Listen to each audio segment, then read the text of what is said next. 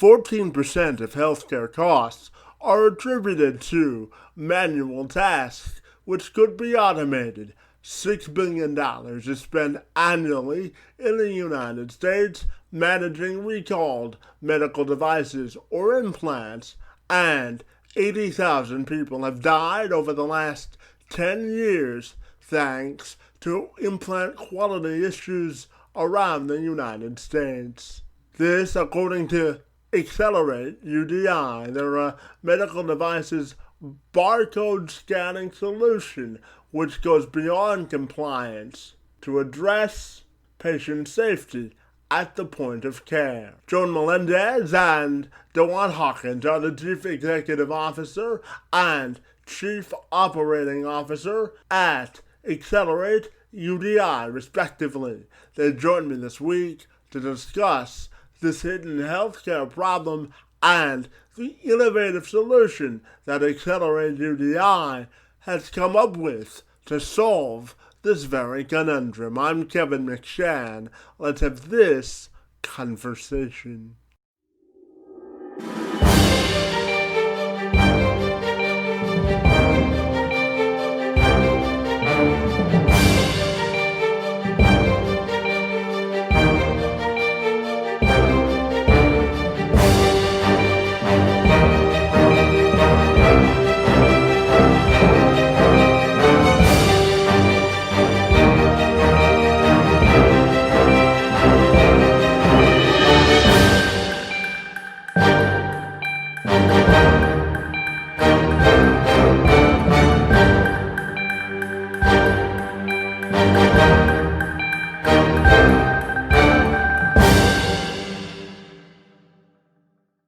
According to Accelerate UDI, many patients and healthcare providers are unaware that a simple breakdown in communications between the FDA, the manufacturers, and healthcare facilities are putting patients at risk every day and can easily be avoidable by having the right technological solutions. So we began our discussion by diving deeper into this hidden healthcare problem.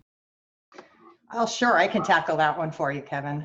So, when we're going in and having procedures, a lot of times, even going into a hospital, there's a lot of medical devices that are used. And medical devices, just so everybody understands, is a Band-Aid.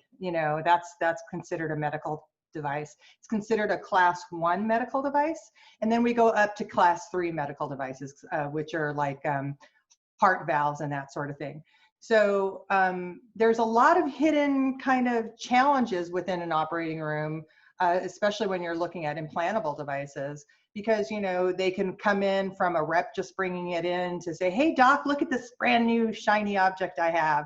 So one of the things that we look at is we don't want just any, even if it's brand new, a brand new innovative device, we want to make sure it's tried and tested, that there are like what we're going through right now with the COVID, that there's plenty of trials going on and the communication back and forth on these medical devices. So when you're using a medical device in the operating room or in a hospital, if you're not able to really validate that product is still a viable product and it hasn't been recalled, how are you really knowing that? So you're relying on others to report it sometimes. So there's a lot of hidden challenges with medical devices. Yeah, I'll add that we're fortunate that the FDA back in, and Joan, keep me honest here on the dates, back in 2019 launched the basically regulations around labeling for medical devices to significantly improve the tracking and traceability of safe devices on the market. The biggest challenge that we see is that even though back in 2019, which seems like forever ago, that has been implemented, and manufacturers have done a pretty good job of appropriately labeling their devices. The challenge of it is that there is a lack of technology to read those labels effectively and help the clinicians and healthcare providers to quickly identify and remove unsafe, faulty, recalled, bad, if you will, bad devices from their hospital supply. So unfortunately, what we find is that unknowingly, healthcare providers are implanting these devices that should have been removed from hospital supply in patients. And patients are then dealing with the consequences of having those bad devices, implants, et cetera, inside of them, and oftentimes have no idea of the why they're getting side effects, or have to have these things removed from their body and go through a whole other surgery. So you can imagine if you have an aunt or an uncle or a grandparent that goes in for hip surgery, and one of the devices that was placed, the ball joints that was placed in their hip was faulty, that's a very invasive kind of surgery. And then to have that device to be removed and then go back in and have to go through physical therapy again, et cetera, that is a pretty tough thing for, our seniors and anyone else for that matter to have to go through. And that's if you can remove it. And that's if you can remove it. Cement you can't remove. Right. And so, for us, the idea is twofold. One, our goal is to provide some advocacy for patients, to know that there is a solution out there like ours that helps to identify and prevent these devices from being implanted in the first place. The other part of it is for us to be a partner with healthcare providers to mitigate a lot of the manual processes that oftentimes end up resulting in unintended consequences for patients. And that's really where we see the biggest gaps in the healthcare industry. Yeah, and I just want to clarify the dates real quick. So the FDA, and you would think, a medical device should have a known number. Your car does. You have a vehicle identification number, right? So same thing with medical devices. The FDA and actually countries around the world are starting to do this, incorporate the UDI, the unique device identifier. And so for medical devices, the final regulation for class 2 and class 3, which are all of our implantables, went into final effect in 2018. And then CMS piggybacked on that, and so did the ONC, saying that, oh, we have now this unique device identifier, the UDI. Let's go ahead in 2019 and require that to be incorporated into the EHRs and into clinical documentation, so that we can make sure that we're parsing all of the data about the medical device into the patient's record. The problem with that is that's all after the fact, right? So you have to have it implanted, and then I can tell you if it's recalled. But what our application does is it does it before and after as well. And let's talk about the solution that you've come up with to solve this problem. I know it's helped over 480 healthcare facilities around the U.S. So I'm wondering if you can explain the innovative solution you've come up with to solve this problem. Sure. So I briefly mentioned that in 2019, the ONC, the Office of National Coordination, which is a division of the government, there's lots of acronyms. We'll do a test after. So the ONC put in a regulation that the electronic healthcare record providers have to parse these data fields into the record. So there are a total of 13 different data elements: MRI safety, latex safety, including the description, just the basic information about those products. So what we did is we kept on seeing the problem in the operating room, where it was taking the nurses between 3 to 6 minutes per implant to document. When you're documenting and facing your keyboard and paying attention to your computer, what does that do? It removes your focus from the field. And in the operating room, you have the scrub in the field who's actually scrubbed in with the surgeon, and then you have the circulator who's outside the field doing all the documentation. So if she's taking 6 minutes per implant, how is she listening to see if the doctor needs something added to the field for the patient? So what we did was we sit on any EHR, so all of the EHRs, so the Epics, the Allscripts, the Cerners of the world, who don't have the ability to parse that data with all the data fields. They may parse a few. So what we do is we sit on top of all these EHRs. We are able to use the medical device manufacturer's barcodes. We're not adding barcodes. We're not creating any barcodes. We're using what the manufacturer is regulated to provide. And we sit on top of these applications, and in less than 3 seconds, 3 to 5 seconds, when we scan that medical device, it reads that barcode label. It also validates that that manufacturer has registered that product with the FDA, and that it can be used on a patient. Same thing happens if you go to scan a barcode, and if it looks good, the package looks just like, what the product is. And if it's a counterfeit one, how do you know? Because of the barcode. We won't be able to validate that lot number, for example. Only that, our solution is twofold, that Joan mentioned. We have an application component that is seamless for our healthcare providers. The beautiful part of our application is that it actually removes a lot of the administratively heavy tasks that nurses and clinicians have to perform, with manual data entry and things of that nature, documenting the same information into multiple fields, multiple times.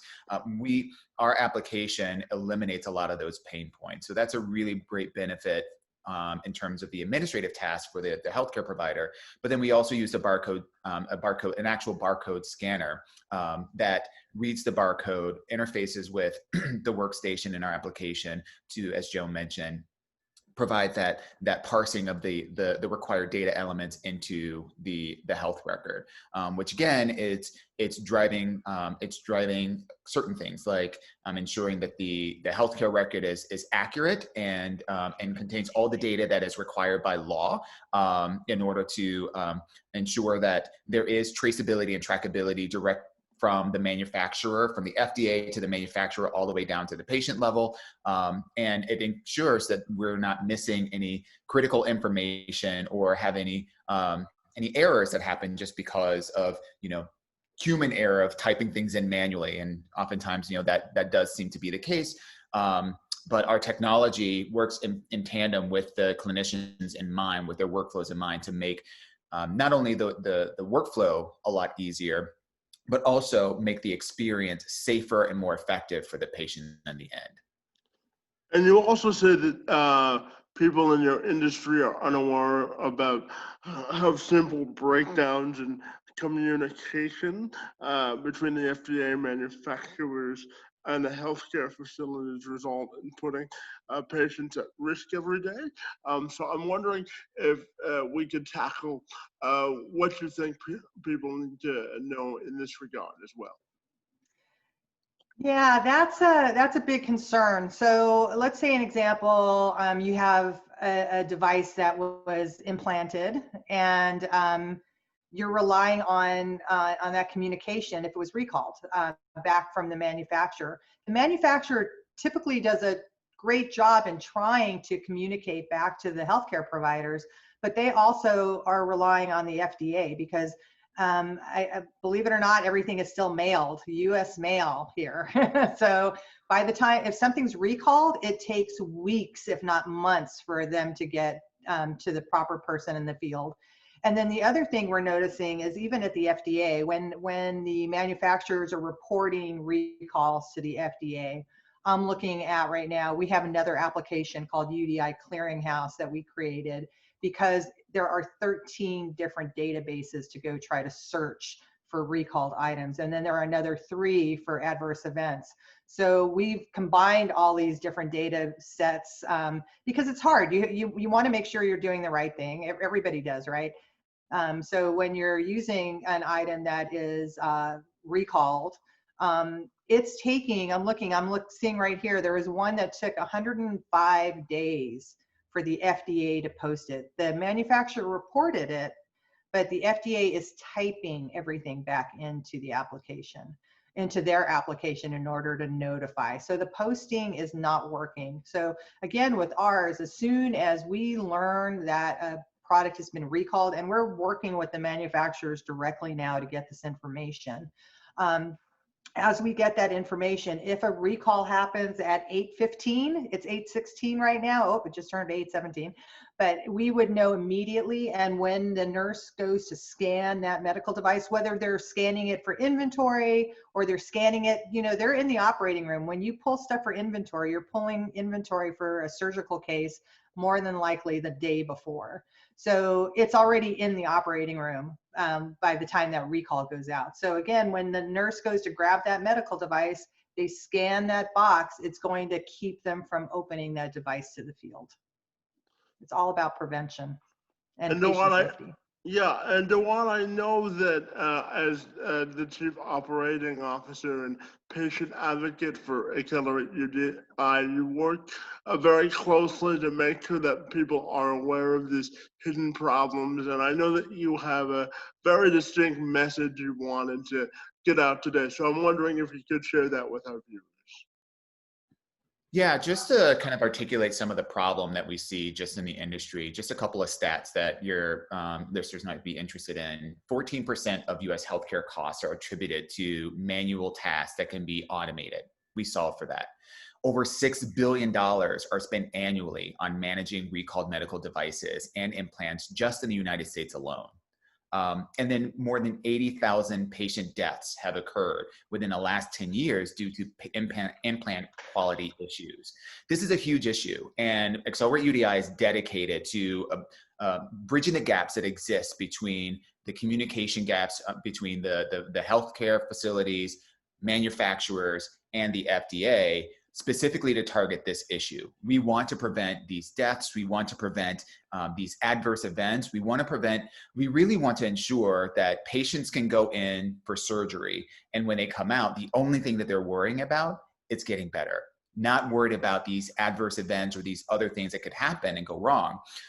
You asked the question earlier around what are some of the gaps that exist? Well, here's one of the things that we see every day. Did you know that medical devices and implants can be sold or distributed by one company, but they're actually manufactured by a completely different company? So when a person goes in for an implant, they may see a certain name on their paperwork, but when the recall comes out, if a recall comes out, it will come from a completely different manufacturer. And so oftentimes these notices that are delivered, as Joan mentioned earlier, by paper, they end up getting thrown away because people have no idea what this is and why this company, this random company, is reaching out to them. Unbeknownst to them, this company is trying to do their due diligence to inform patients that have been implanted with their product that there has been a recall or there's a reason for them to seek medical attention. And our solution solves for that. I think the other thing that is really interesting is that, particularly here in the United States, recalls are not mandatory by the manufacturer. That's a huge problem. So if we have patients that are experiencing challenges with something that has been implanted in their body, and that's being communicated to the manufacturers and potentially to the FDA, that doesn't necessarily mean that that particular device or implant will be recalled. And that's a huge problem. And I think that if patients were aware of these gaps that exist and if they had some assurance that the healthcare facility that they're going in to get care or treatment for something that requires an implant, that they have a solution like Accelerate UDI in their operating room to help identify and prevent the use of these unsafe devices at the point of care, that's one set of confidence that they can have going into the surgery. And quite frankly, this is just a topic that's just not talked about in medical circles and with patient circles. People expect that because no matter where you live, no matter what country you live, no matter what state you live in, no matter what region you live in, when you go to a healthcare provider, you're going in there with the expectation that all the supplies that they are using on you and in you are approved, they're safe, and they're not going to cause you any harm. But unfortunately, as we've seen just with those stats that I've shared with you before, that is not always the case. And it's our mission to help educate patients around these unspoken dangers that exist, but also to let our healthcare facilities and manufacturers know that we have a solution that is specifically dedicated to bridging that gap. And that's the message that we want to share with your audience. And Joan, I would be remiss if I didn't ask you before this started. You had mentioned that as part of your role now, you're working from home and not going into hospitals as much because elective surgeries are down. So I'm wondering if both of you could comment on the current state of the U.S. healthcare system in terms of how they're making money and how COVID is also affecting them as well. Yeah, this is a challenging time right now. Everybody, please wear a mask. Please wear a mask. They do help. Now, talking about that, if you're wearing a mask and if you're, a mask is PPE. A mask is a medical device. It's a class 2 medical device, actually. So when you're looking at these masks, for example, we've had over 1,000 deaths for healthcare providers because of COVID, and that's because the masks that are coming in are not N95s. They're not, ECRI is doing a great job of testing masks and such for healthcare providers, and they're seeing them between 20 and 50% of efficiencies. So, when we have these devices, especially now with COVID coming in, and we're reducing our the ability to provide services. I mean, an operating room a surgical department, that's really a lot of times what is providing the income for the facilities, right? Because they're elective. There's not a lot of, there's a lot around the surgery, but that's where the hospitals mainly make their money. And if hospitals are having to cut down that service line, we have a whole host of things that are starting to happen. We're having items that we normally have on our shelves, that we go through pretty quickly, that they're sitting on our shelves now. So we're going to be running into expired items more in the procedural areas, in the operating room areas. So that's one area that we're having it. We're having it where these things aren't effective because they're, testing is not being done as well. COVID also introduced this, it didn't introduce it, but it's taking advantage of two processes through the FDA. One's called the Emergency Use Authorization, EUAs, and the other one is the 510K. The 510K, let's say if you have a Band-Aid one day and you want to put it as an implant the next, all you do is you fill out, give information, and then you can use it as an implantable device. So there's a lot of risk now.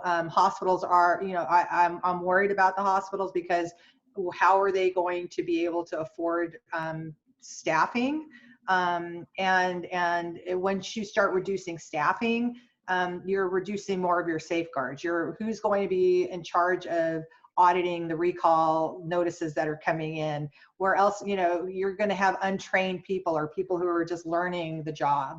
So I'm concerned about the risks that we are seeing with the reduction of COVID, and and then we're with our application.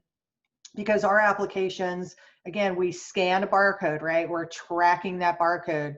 So our application actually can be used to help in this COVID time when we start getting to the vaccines. Because the problem that we're going to have with the vaccines is it's a two-step vaccine. All of them are two-step vaccines. One thing that people don't realize that vaccines are not really a drug. They're not managed in the United States as a drug. They're managed as a biologic. So, we are looking at two of the first COVID vaccines that have these extreme temperature requirements. So what happens if that medication thaws out? Is it going to be effective and you just immunize 50 people? So that's where our application, again, will be able to sit on top of the applications. We know when something's tracked in, we're tracking shipping, we're tracking temperature. So we're able to make sure that when that is then immunized, when the patient's immunized, we know that it has met the tracking of temperature as well. So, because we don't know what this is going to introduce. When we're looking at these new COVID vaccines, we have medical devices. Remember, medical devices, you wouldn't think. They're syringes and needles, right, along with masks. So we have now the UDI that we should be tracking of that needle and the syringe in addition to the biologic. But, you know, it's all those failure points. So on COVID, we can fail at any of those 3 points. And if we're waiting, just like with testing, you know, we're going, why are we seeing all these cases? You know, it's not to do with the testing, because we need to ramp up the testing, right? But we also need to get those results back quicker, and we're not getting those results back. Same thing with the vaccines. We need to be able to immediately, when a patient is vaccinated, we need to be able to have that transmitted so that we're keeping track of that vaccine. We also need to be able to get that patient back in the 2 months, because you have to dual dose, right? And there's a to and from date, right, that you have to be able to vaccinate that patient with. So we're trying to adapt our application in order to, again, help and make sure that our healthcare providers are protected as much as our patients are. And what I'm wondering from your perspective, from an operation perspective, if you had any thoughts on the current state of our healthcare system as well.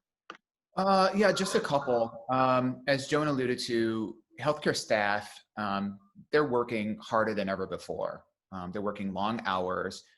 They're working with depreciated supplies. They're running on fumes. And majority of their day is spent supporting and giving care to high-risk patients for the majority of the day, right? And yet, they may be using PPE supplies like gowns, gloves, and masks that are just simply ineffective. They may be counterfeit or recalled, and they have no idea. They have no idea that the supplies that they've purchased through their normal supply chain processes might have been recalled or ineffective at protecting them, and more importantly, protecting these high-risk patients from the spread of COVID. So our solution solves for that. And it's using that UDI barcode to help track and trace those items that are safe for use, and quickly identifying those items that are not safe for use, either by healthcare providers or used on and inside patients. I think the other thing that we've seen, particularly as COVID has arisen, is that, you know, depleted supplies mean that counterfeit devices and counterfeit implants are making their way into hospital supply at alarming rates. And this is scary, because as supplies are being depleted across all sectors, our healthcare supply chain leaders are looking for alternative sources to source for these medical devices, and they're purchasing them from non-traditional sources that unknowingly may be selling them counterfeit items. They may be packaged one way, but something entirely different is on the inside. And so we're seeing that happen at an alarming rate. And again, our application identifies and prevents those from use. We might not necessarily prevent them from being purchased. That's a whole other category of work. But what we can do is certainly identify them as soon as that device makes its way into the hospital. It can be scanned into the inventory and then identified at that point, and certainly scanned again, so a double check at the point of use to ensure that only those things that have been safely approved by the hospital, safely approved by the FDA, and all of those items are able to be used on that patient are the only ones that are implanted. And I think the last thing of it is that while it's fair to say that the healthcare industry has been aware of some of the challenges that has plagued itself. COVID has certainly highlighted and spotlighted several internal challenges that are impacting our healthcare facilities. For example, inefficient supply tracking from purchase to use. There are significant holes there. Burdensome administrative tasks. Joan mentioned earlier today, in one surgery, if let's say hypothetically, in one surgery, there's 5 implantable devices, several screws, a mesh, staple, etc. That healthcare provider or that nurse is documenting somewhere up to 3 to 6 minutes per device. That's upwards of 30 to 45 minutes for those four or five devices that nurse is spending on just typing information into their system versus providing the quality care that they would want to do for those patients that really need it. So it's really putting a burdensome tax on our healthcare providers and pulling them away from providing that care just to complete these manual tasks.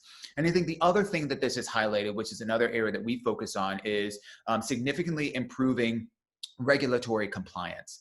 A lot of our healthcare facilities there are so many regulations that govern what documentation looks like, what sterilization looks like, what surgery looks like, what post-care support looks like, what aftercare looks like.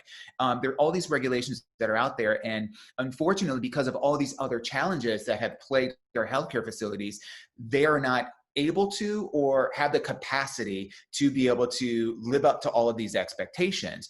Where our application comes in is that we mitigate a lot of those challenges. We automate the documentation to ensure compliance with regulations for the patient's health record. We eliminate a lot of the burdensome workload to ensure that healthcare providers can spend more time doing what they care to do, which is providing quality care to their patients. And at the same time, our whole focus is to protect lives and save lives from harmful things going inside of their bodies that should never be there. So, while we are in the midst of COVID, a lot of these issues are just being highlighted even more so because of all the other things that are going on. But we firmly believe that we have a solution that can help mitigate that and provide the kind of care that enables you to provide the kind of care that our healthcare providers want to provide. Right. Yeah, And the Joan, other thing I just want to add quickly, sorry, is Yeah, that, go ahead. patients need to know their UDIs. They need to know their unique device identifiers, because sometimes these products become recalled years after the fact.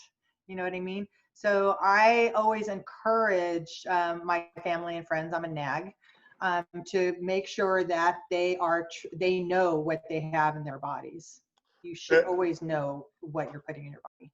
Absolutely. And I'm wondering if you can also just, as we wrap this up, give me an idea of the message that you want to deliver to healthcare workers as they work through this. Because I know, and that you had mentioned earlier, the significant burnout that they're going through because of the emotional toll that COVID has taken. So I'm just wondering if you had any parting final words about what you want the healthcare community to know as we go through this COVID crisis. I can take that. I think number one, just know that we appreciate you. We're thankful for the sacrifice that you're making every day. We're thankful for the sacrifices that you're making for your families, that you're putting yourself on the front line to provide quality care to patients that really need it. And we can't say thank you enough. We love nurses, we love medical staff, we love surgeons, and you guys are doing the work that's needed to be done to ensure that we can get out of this crisis in the most efficient, effective, and careful way that we can. I think the other thing of it is that when I think about our application and I think about what our mission is, we're focused on patient safety. That is the number one reason why we're in this business.